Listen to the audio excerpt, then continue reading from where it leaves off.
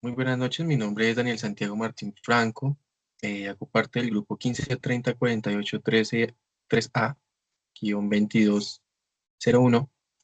El día de hoy vamos a realizar la exposición sobre el desarrollo de la tarea número 3, que es descripción de fuentes y agentes causantes de peligros físicos.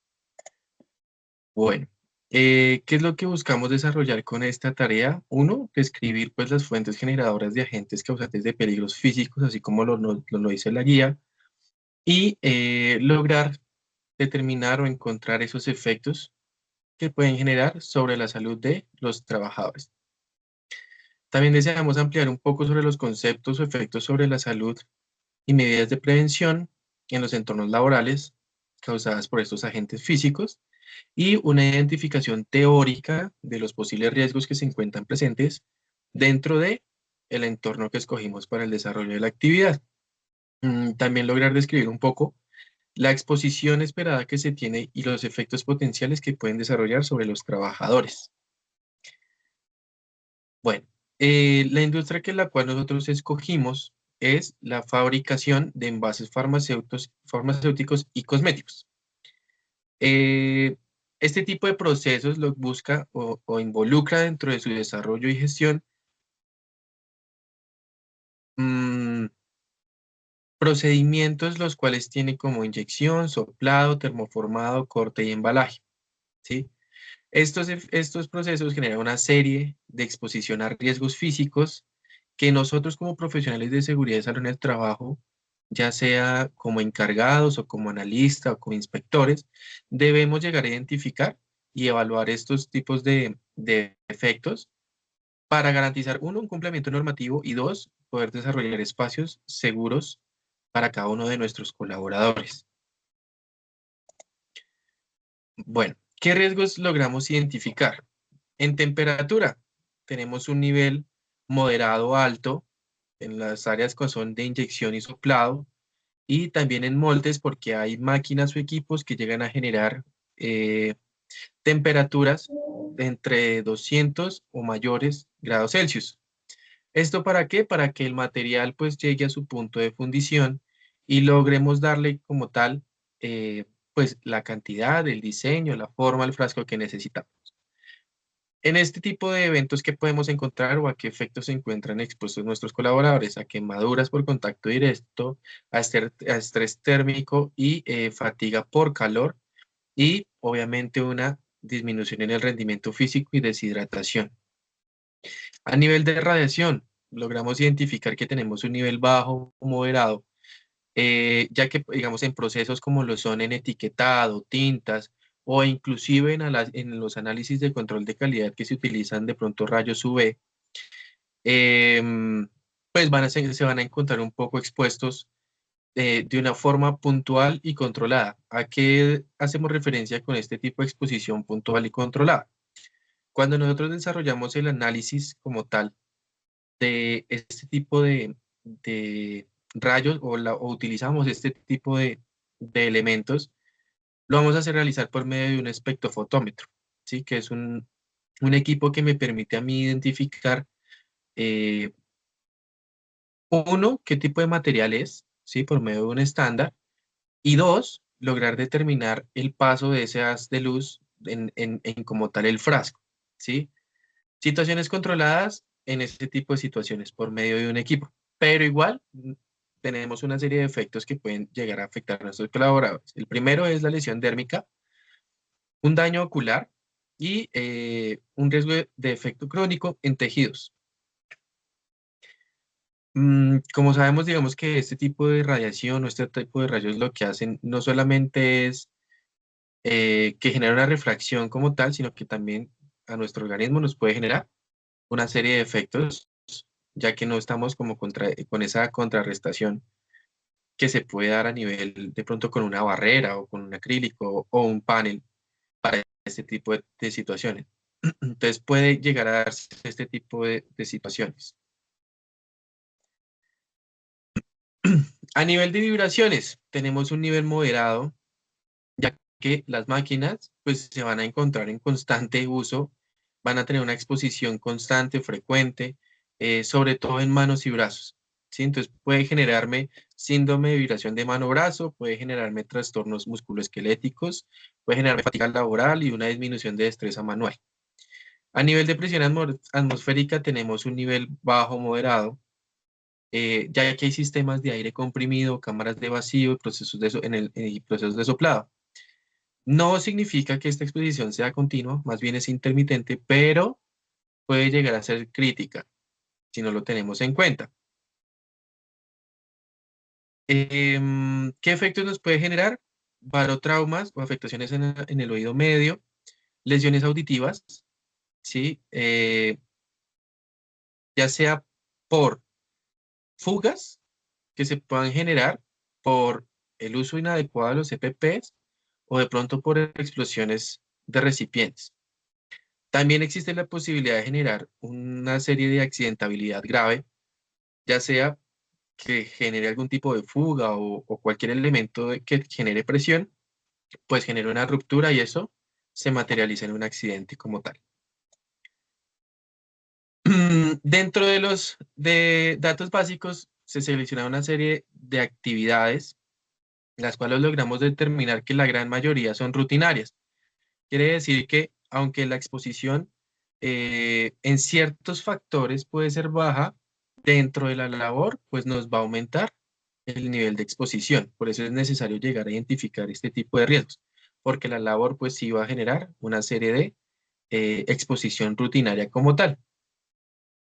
Necesitamos en gran mayoría una serie de controles tanto en medio como en individuo. En fuente podríamos entrar a evaluar más un control de ingeniería para poder mitigar este tipo de exposiciones. Sin embargo, la mayor cantidad de controles que nosotros debemos gestionar va más en medio y en individuo, ya que pues el procedimiento nos exige o nos da esta exposición debido como tal al procedimiento. Logramos encontrar, ya realizando como tal la verificación por medio de la GTC 45, que vamos a tener un nivel de exposición también ocasional frecuente, un nivel alto en específico, pero también en gran cantidad vamos a tener una exposición media. ¿Qué nos quiere decir esto? Que tenemos una gran exposición, pero que hay ciertos procedimientos o ciertas actividades las cuales van a poder ser mejorables, ¿sí? Que si yo realizo una serie de controles como tal, vamos a poder mejorar ese tipo de exposición frecuente sin afectar la salud de nuestros colaboradores. Dentro del desarrollo de la actividad, tenemos un promedio de 80 trabajadores expuestos, de los cuales tenemos una serie de parámetros tanto en eliminación como en sustitución, control de ingeniería, controles administrativos y EPPs. Por ejemplo, en EPPs, el uso sí o sí de tapaoídos, el de botas de seguridad, de su dotación, hacer uso obligatorio de ya sea de copa, de inserción.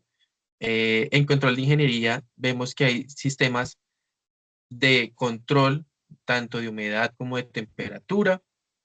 También la implementación de una serie de guardas de pronto de los equipos o las máquinas que vayamos a utilizar para llegar a aislar ese riesgo de nuestros trabajadores. También encontramos la eliminación de ciertos procesos, de ciertas formas de trabajo. Entonces, aquí vamos a poder llegar a evidenciar como ese tipo de controles de intervención que necesitamos para el desarrollo de esta tarea. ¿Dónde lo podemos encontrar? En el link que se encuentra en la parte de abajo, un poco más específico. ¿Qué llegamos a la conclusión con esto? En la fabricación de envases farmacéuticos y cosméticos tenemos varias diferentes variables, desde moderados hasta críticos como bajos, ¿sí? Esta identificación nos permite llegar a anticiparnos a los posibles efectos potenciales de nuestros trabajadores, como ya los expusimos. Si nosotros desarrollamos esta identificación de riesgos dentro de los procesos de producción, nos va a ayudar a mitigar de forma óptima los posibles efectos que podamos llegar o que ya identificamos dentro de nuestro sistema, ¿sí? Dentro de nuestros procesos de producción. Lo que nos va a generar desarrollar una serie de espacios seguros, saludables y productivos. ¿Listo? A continuación les voy a explicar, les voy a mostrar un poco más claro la identificación como tal de los controles de intervención.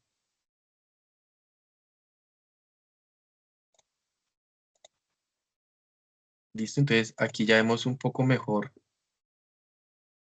qué procedimientos son los que vamos a trabajar, ¿sí? ¿Qué actividades? Por ejemplo, tenemos la recepción de materiales, fabricación como tal de los envases, control de calidad y almacenamiento y despacho.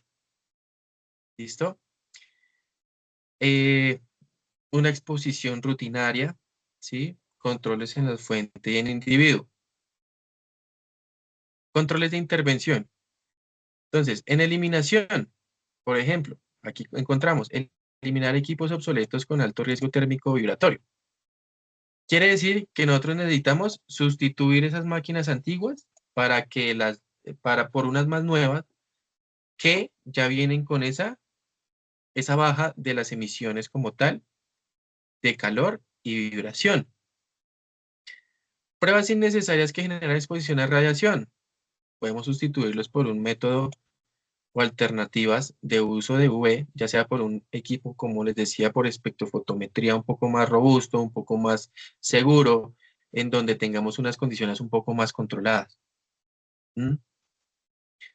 En ingeniería, sistemas de control de humedad y temperatura, hacer el seguimiento por medio de los termohidrómetros como tal a las áreas para garantizar que esos controles, esa cantidad o ese nivel de exposición a temperatura y a humedad como tal de las áreas, pues se encuentren dentro de los parámetros que necesitamos.